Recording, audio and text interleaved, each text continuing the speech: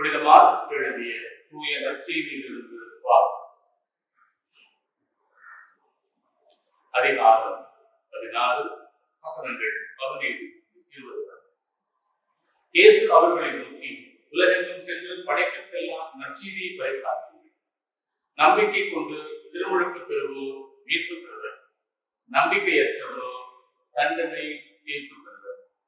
நம்பிக்கை கொண்டோர் பின்வரும் அருள் அடையாளங்களை செய்வர். அவர்கள் என் பெயரால் பேய்களை ஓட்டுவர், புதிய மொழிகளை பேசுவர், பாம்புகளை தன் கையால் பிடிப்பர், கொல்லும் நஞ்சை குடித்தாலும் அது அவர்களுக்கு தீர்ப்பிழைக்காது. அவர்கள் உடலமற்றோர் மீது கைகளை வைக்க அவர்கள் குணமடைவர் என்று கூறினார். இவ்வாறு அவர்களோடு பேசிய பின்பு ஆண்டவர் இயேசு முன்னேற்றமடைந்து கடவுளின் வலப்புறம் அமர்ந்தார். அவர்கள் புறப்பட்டு சென்று எங்கும் நற்செய்தியை பறைசாற்றினர். ஆண்டவரும் உடனிருந்து செயல்பட்டு நிகழ்ந்த அருள் அடையாளங்களால் அவர்களுடைய வார்த்தையை உறுதிப்படுத்தினார்.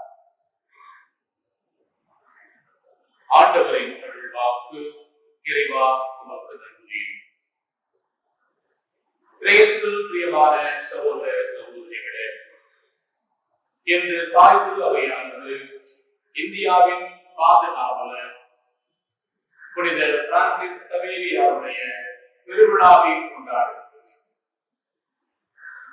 இவர் ஸ்பெயின் நாட்டிலே சேவியர் என்ற ஊரிலே பிறந்தவர். 1506ஆம் ஆண்டு ஏப்ரல் மாதம் 7ஆம் தேதி பிறந்தார்.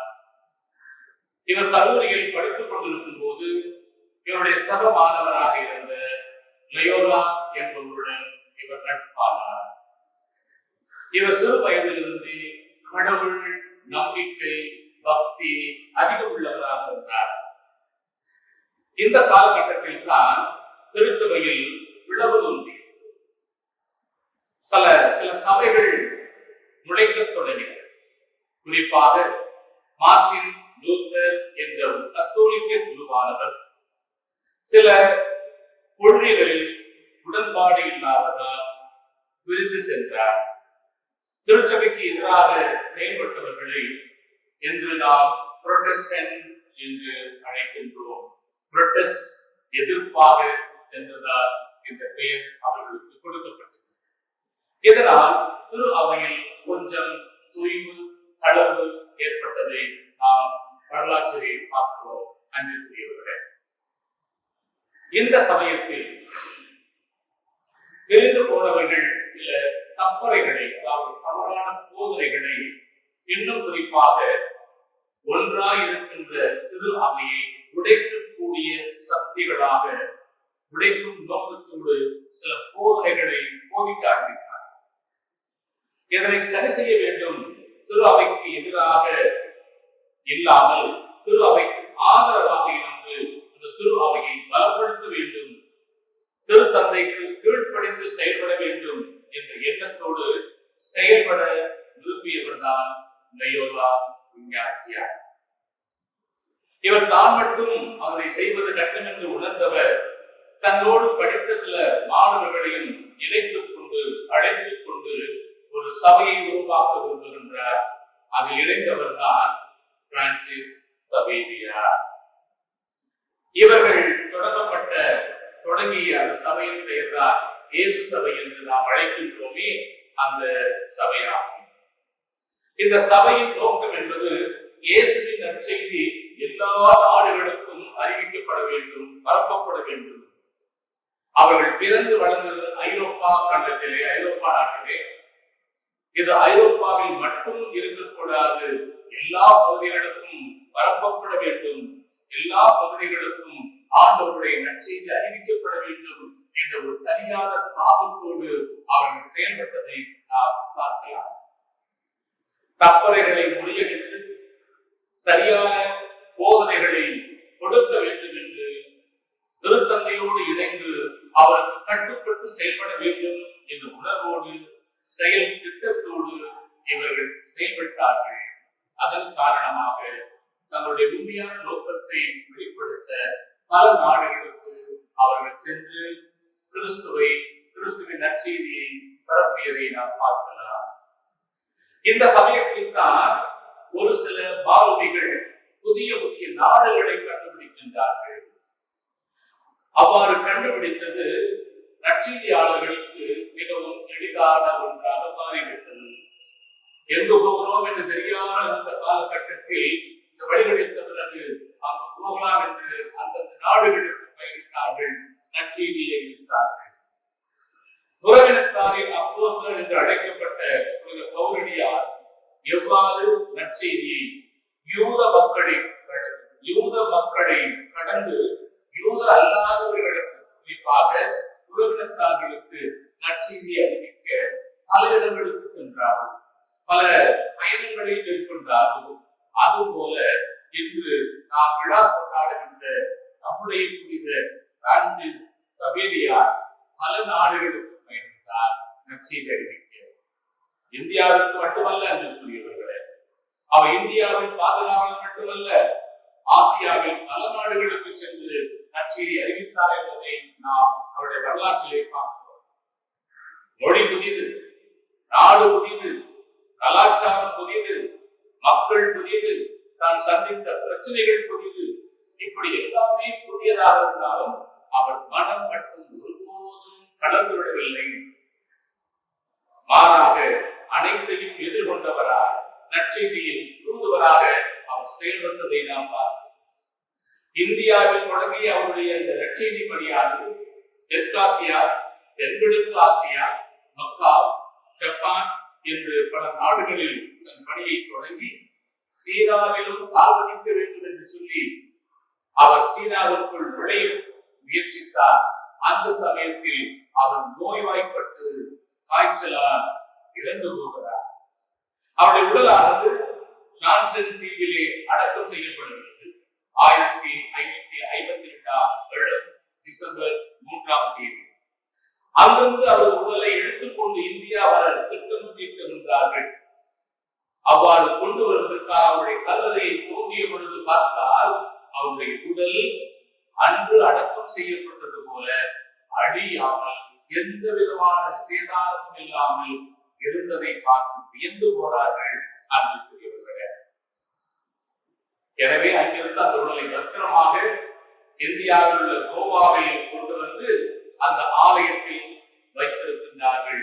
இன்று வரையிலும் அவருடைய உடலானது அங்கே வைக்கப்பட்டிருக்கிறது. ஒவ்வொரு 10 வருடமும் அவருடைய உடல் மேலே இருந்து கீழே மக்களுடைய பார்வைக்காக இறக்கி வைக்கப்படும். இந்த வருடம் அவருடைய உடல் இறக்கி வைக்கப்பட்டதை நாம் அறிவோம். இந்த உடலை பார்ப்பதற்காக ஆயிரக்கணக்கான லட்சக்கணக்கான பயணிகள், திருப்பயணிகளாக கோவா சென்று வந்ததை நீங்கள் அறியலாம். இதை நற்செய்தியை தன் வாழ்வாக்கியவர் நம்முடைய புனித சவேரியார். உலகத்தும் சென்று படைப்புக்கெல்லாம் நற்செய்தியை பறைசாற்றுங்கள், நம்பிக்கை கொண்டு திருமுழுக்கு பெறுவோர் மீட்பு பெறுவர் என்ற வசனத்திற்கேற்ப கிறிஸ்துவின் பெயர் அறிவிக்கப்படாத இடங்களில் எல்லாம் ஆயிரக்கணக்கான மக்களுக்கு திருமுழுக்கு கொடுத்து கிறிஸ்து என்ற வார்த்தையை தங்கள் நாவில் உச்சரிக்க வைத்தவர் நம்முடைய புனித சவேரியார். நற்செய்தி அறிவிப்போரின் பாதங்கள் எத்தனை அழகானவை என்ற பவுலடியாருடைய வார்த்தைக்கு ஏற்ப அவரின் பாதங்கள் நற்செய்தி அறிவிக்க பல இடங்களில் பட்டது என்பதுதான் உண்மை. நற்செய்தியை அறிவித்த காரணத்தால் புனித அந்தோனியாருடைய நாவும் அழியாமல் இறைவன் அற்புதமாக பாதுகாத்தார். அவருடைய அழியா நாக்கு இன்றும் பதுவையில் இருப்பதை நாம் அறிவோம். ஒரு சிலர் நீங்கள் பார்த்தும் இருக்கலாம். காரணம், அவர் நற்செய்தியை அந்த நாவினால் அறிவித்த ஒரு காரணத்திற்காக அந்த நாவை அவர் பாதுகாத்திருக்கின்றார். அதுபோல நற்செய்தி பணியை சிறப்பாக செய்ததால் அவரின் உடல் முழுவதும் அழிந்து போகாமல் ஏறக்குறைய 470 ஆண்டுகளுக்கு மேலாக அந்த உடலை காப்பாற்றி வருகிறார் இறைவன் என்றுதான் கூற வேண்டும் என்று சொல்கிறேன். எத்தனையோ போதவர்கள் மறிக்கின்றார்கள், திருச்சபைக்கு எதிராக முழங்கியவர் இருக்கின்றார்கள். அவர்கள் உடல் அழுகாமல் இருந்ததாக சரித்திரம் கிடையாது. ஆனால் இவருடைய உடலை இறைவன் அழியாமல் பாதுகாத்துக் கொண்டிருக்கிறார். இவருடைய வாழ்க்கையில் நற்செய்தி பணி என்பது எளிதாக அமையவில்லை என்பதுதான் உண்மை. பல பிரச்சனைகளை அவர் சந்தித்தார், பல துன்பங்களை சந்தித்தார். நற்செய்தி பணியில் நான் என்னென்ன துன்பங்களை சந்தித்தேன் என்று பவுலடியார் கொரிந்தியருக்கு எழுதிய திருமுகத்திலே அவர் பட்டியலிடுவதை பார்க்கலாம். கொரிந்தியருக்கு எழுதிய முதல் திருமுகம் 11ஆம் அதிகாரம் 23 28 வசனங்கள் வரையிலே பார்க்கிறோம். பவுலடியார் கூறுகிறார், பயன்கள் செய்தே, கப்பல் சிறைவுக்கு ஆளானே, நோய்வாய்ப்பட்டே, பட்டினியால் கிடந்தேன் என்று அவன் பட்டியல் நீண்டு கொண்டே போகிறவர்களே. எவ்வாறு புனித பவுலடியார் இவ்வளவு துன்பங்களை சந்தித்தாரோ அதுபோல சவேரியார் வாழ்க்கையிலும் நற்செய்தி வாழ்வுக்காக பட்ட துன்பங்கள், துயரங்கள் ஏராளம் ஏராளம் ஏராளம். ஆனால் எவ்வளவு துன்பம் என்றாலும் கிறிஸ்துவை பற்றி அறிவிக்காமல் இருக்க மாட்டேன், என் உயிர் போனாலும் போகட்டும் என்று துணிவோடு போதித்தவர் புனித பிரான்சிஸ் சவேரியார். நற்செய்தி பணியிலேயே அவர் உயிர் போனதை நாம் பார்க்கிறோம். மக்கள் அவரை எதிர்த்தார்கள், மக்கள் அவரை புறக்கணித்தார்கள், பல துன்பங்களை அவருக்கு கொடுத்தார்கள். ஆனால் அனைத்தையும் தன் தலைவனாம் இயேசுவின் பாடுகளோடு ஒப்பிட்டு இவைகள் சாதாரணம் என்ற உணர்வோடு அத்தனை இடர்களையும் எதிர்கொண்டவர் தான் நம்முடைய புனித பிரான்சிஸ் சவேரியார் வாழ்க்கையில் நடந்த சுவாரஸ்யமான ஒரு நிகழ்வு என்று கூறுவார்கள். அது என்ன? ஒருவரை நற்செய்திக்கு பயணமாக கப்பலில் பயணித்திருக்கிறார். கப்பலில் போகின்ற பொழுது பயங்கரமான கடல் கொந்தளிப்பு, கப்பல் மூழ்கி விழும் அபாயத்தில் இருந்தது. அதில் பயணித்தவர்களுக்கு மரண பயம் ஏற்பட்டுவிட்டது. மரண பயம் நாம் எதிர்கொண்டிருக்கிறோமா என்று தெரியவில்லை. கடந்த சில வாரங்களுக்கு முன்னால் திருச்சியில் இருந்து துபாய் சென்ற விமானம் நினைக்கின்றேன் கோளாறு ஏற்பட்டு 2 மணி நேரம் வானிலை வட்டமிட்டு அந்த விமானியின் தைரியமான ஒரு செயலால் யாருக்கும் எந்த உயிர் சேதம் இல்லாமல் காப்பாற்றப்பட்டார்கள். அந்த 2 மணி நேரத்தில் அவருடைய எண்ணங்கள் எப்படி இருக்கும் என்பதை நினைத்து பாருங்கள். உயிர் பயம் என்பது ஒரு சாதாரணம் கிடையாது. அப்படிப்பட்ட ஒரு மனநிலையிலே அன்று பயணித்தவர்கள் அவரோடு உயிருக்கு பயந்து கொண்டு மரண பயத்தை அழுதிக் கொண்டிருக்கின்றார்கள். இயேசு தன் சீடர்களோடு திபேரியார் கடலில் பயணித்த போது சீடர்கள் அழுகியது போல அழுகின்றார்கள். ஆனால் பிரான்சிஸ் சவேரியாரோ இறைவன் மீது நம்பிக்கை கொண்டு எங்களை காப்பாற்றுவார் இறைவன் நம்பிக்கையிலே ஜெபித்துக் கொண்டிருக்கின்றார் என்று கூறியவர்களே. திடீரென்று ஒரு பெரிய அலை அடித்த போது தன் கையில் வைத்திருந்த அந்த நற்செய்தி கிராஸ் சிலுவையால் அதனை தொட விரும்புகின்ற பொழுது அலையில் சிலுவையை தொடுகின்றார். அதே வேளையில் ஒரு சிறிய கப்பல் ஆட்டம் கொடுத்ததால் சிலுவை கீழே விழுந்து விடுகிறது, புயல் அடைத்து விடுகிறது, மக்கள் காப்பாற்றப்படுகிறார்கள். தன் சிலுவை போய்விட்டதே என்ற ஒரு வேதனையோடு சவேரியார் தொடர்ந்து பயணிக்கின்றார். கப்பல் துறைமுகத்திற்கு வருகிறது, இறங்கி கரைக்கு வருகிறார். கரையில் வருகின்ற வேளைகளில் அங்கே ஒரு ஆச்சரியம் நிகழ்கின்றது. என்ன ஆச்சரியம்? சவேரியார் கரத்திலிருந்து கீழே விழுந்த அந்த சிலுவையானது ஒரு பெரிய நண்டு அதை முதுகில் ஓட்டில் சுமந்து கொண்டு கடற்கரையில் அவர் கரத்தில் கொடுத்ததாக கூறியவர்கள். அதனை பெற்றுக்கொண்ட சவேரியார் அந்த நண்டுக்கு ஆசீர்வாதம் கொடுக்க அந்த நண்டின் ஓட்டில் சிலுவை அடையாளம் காணப்பட்டது. அது சிலுவை நண்டி என்று அழைக்கப்படக்கூடிய அளவுக்கு அது பிரபலமடைந்தது என்று கூறுவார்கள். ஆக இது நடந்தது எதனால்? இறைவன் மீது நம்பிக்கையால் கூறியவர்களே. நற்செய்தியை அறிவிக்காவிட்டால் ஐயோ எனக்கு கேடு என்று பவுலடியார் கூறுகின்றாரே. கொரிந்தியர் முதல் திருமுகத்திலே ஆரம்பித்தான் இந்த 2ஆம் வாசகம் கூறுகின்றது. நற்செய்தியை அறிவிப்பதால் நான் பெருமைப்படவும் இல்லை, அதை செய்ய வேண்டிய கட்டாயம் எனக்கு உள்ளது என்று பவுலடியார் கூறுவது போல நம்முடைய புனித சவேரியாரும் இதனை அறிவிக்க வேண்டிய பொறுப்பு எனக்கு கொடுக்கப்பட்டிருக்கிறது என்பதை உணர்ந்து வாழ்ந்தவர். இந்த முதல் வாசகத்தில் இறைவன் எசேக்கியேல் இறைவாக்கினரை இஸ்ராயேல் மக்களுக்கு காவலாளியாக நியமித்து அவர்கள் எப்படிப்பட்ட வாழ்க்கை வாழ வேண்டும், எப்படிப்பட்ட வாழ்க்கை வாழக்கூடாது என்ற வழிமுறைகளை சொல்ல சொல்லுகிறார். இவைகளை அறிவிக்க வேண்டும். என் மக்களுக்கு நீ எச்சரிக்க வேண்டும். நீ செய்தும் அறிவித்தும் அவர்கள் அதனை கடைபிடிக்காமல் தவறி போனால் அந்த பழி அவர்கள் மீது வந்துவிடும்.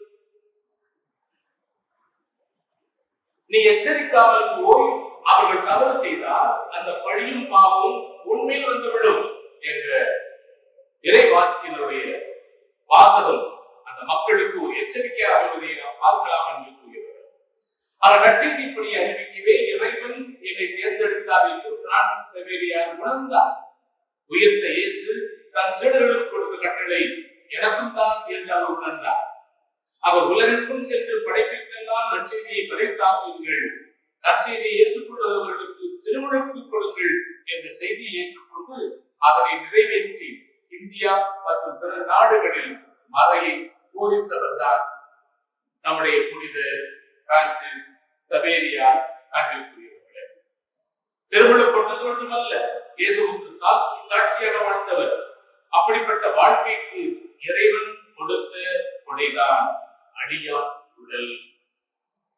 ஆமாம் அன்பிற்குரியவர்களே, இறைவன் அவரது உடலை என்றும் அவர் பாதுகாக்கின்றார், பராமரிக்கிறார் என்றார்.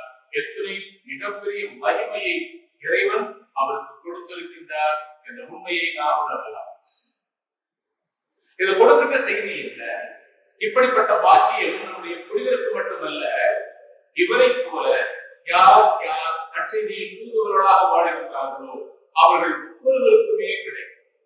யார் யார் நற்செய்தியை அறிவிக்க பல பகுதிகளுக்கு செல்கின்றார்களோ அவர்கள் பாதங்களும் புனிதமானது என்ற செய்தியை அவர் கொடுத்துக் கொண்டிருக்கின்றார் அன்பிற்குரியவர்களே.